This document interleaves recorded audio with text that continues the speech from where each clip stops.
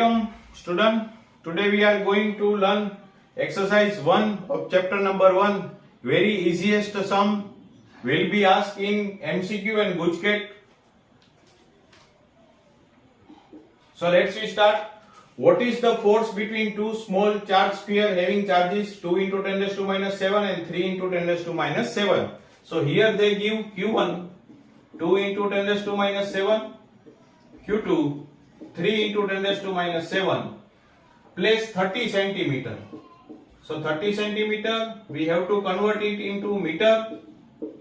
So it will be 3 into 10 raised to minus 1 meter.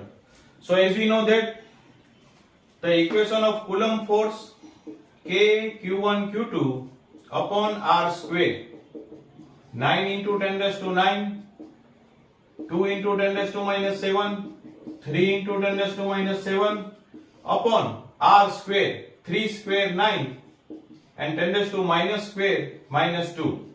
So here 9 and 9 cut, 2 3s are 6,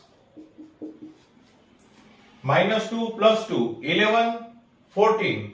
11 minus 14, there will be a minus 3 Newton.